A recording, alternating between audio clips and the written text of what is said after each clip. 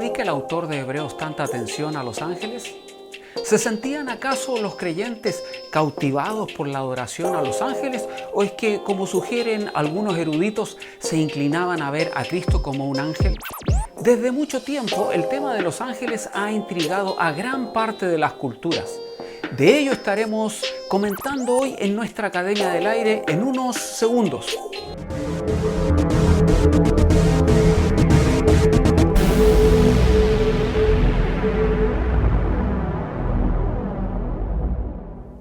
Algunos eruditos han entendido que la comparación entre Cristo y los ángeles en hebreo indica que los receptores estaban coqueteando con la adoración de estos últimos, o quizás la forma de cristología errónea que consideraba a Cristo como un subordinado a un ángel.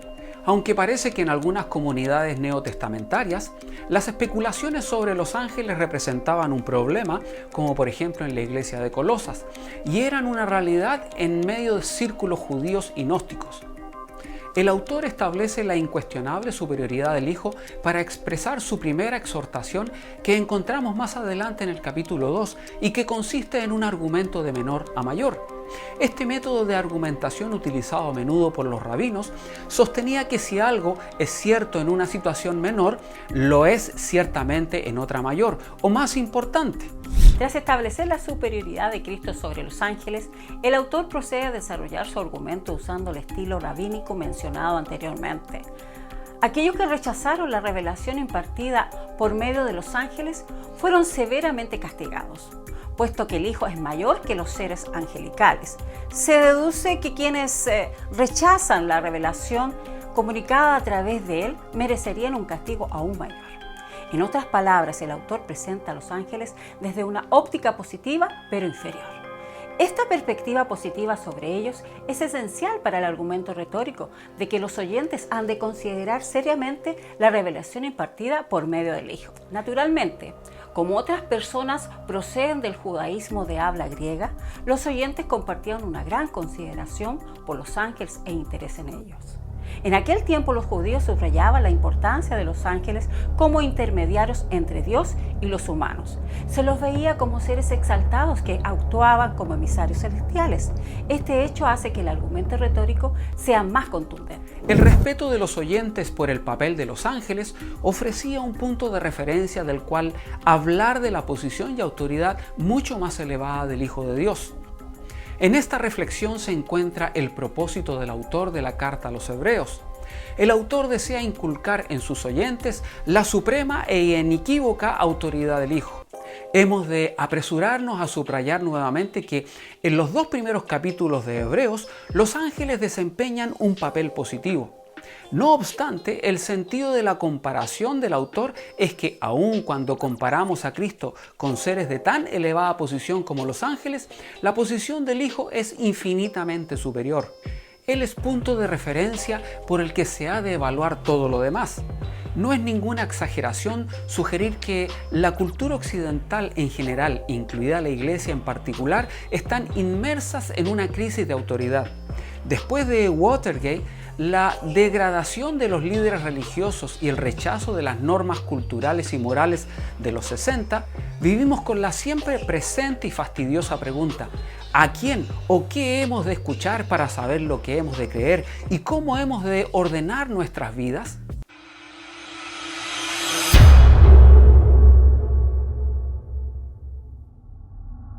Algunos dan respuesta a esta pregunta volviéndose al ocultismo. Los servicios telefónicos de astrología, que hace solo unos años no eran más que un chiste, hoy recaudan millones a expensas de fieles clientes que llaman a sus números. La mayoría de las librerías tienen extensas secciones dedicadas a la literatura de la nueva era y las religiones orientales. La espiritualidad es plenamente comerciable hoy en día. Sus beneficios son escandalosos.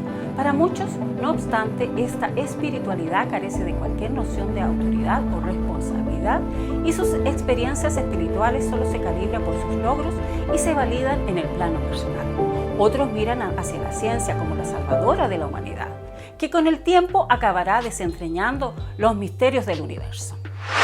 Están también los que confían en que los líderes religiosos o los gurús les interpretarán la realidad y a Dios. Dentro incluso de la iglesia cristiana hay confusión de la naturaleza y la autoridad de las escrituras y la naturaleza de la autoridad que ejerce el liderazgo de la iglesia.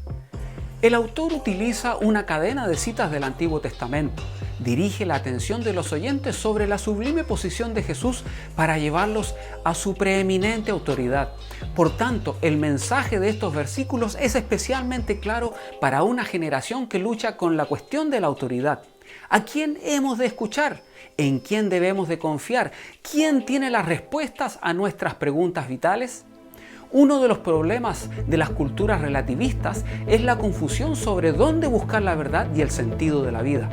Los puntos de referencia espirituales cambian sin cesar cuando leemos grandes libros, escuchamos a grandes oradores o asistimos a grandes iglesias o perseguimos grandes experiencias, esperando que estas cosas nos darán respuesta y puntos de referencia que nos permitirán sortear las dificultades de la vida moderna.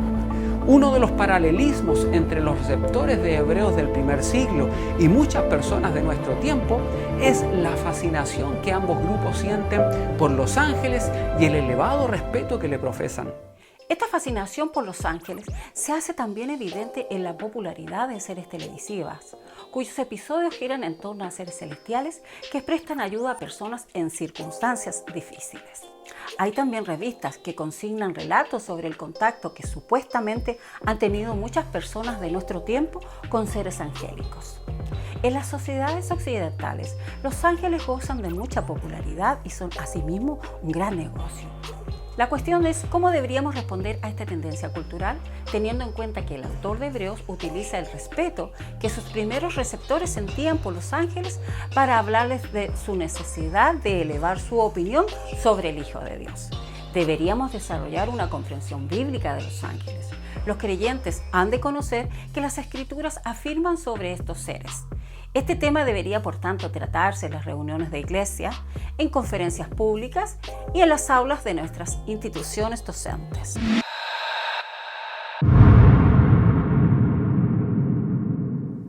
Una buena parte de la angelología contemporánea tiene fuertes connotaciones de la nueva era. Basados en dudosas experiencias metafísicas y psicológicas, este estudio está a menudo divorciado de la revelación bíblica. Muchos entienden que, sea cual sea su naturaleza o mensaje, en cualquier encuentro espiritual hay un elemento de verdad, e incluso algunos que profesan ser seguidores de Cristo apoyan la obsesión de nuestra cultura por los ángeles. Sin embargo, como advierte el apóstol Juan, no hemos de creer a cualquier espíritu, sino ponerlos a prueba para ver si son o no de Dios. Pablo nos recuerda también que hasta el propio Satanás se disfraza como ángel de luz.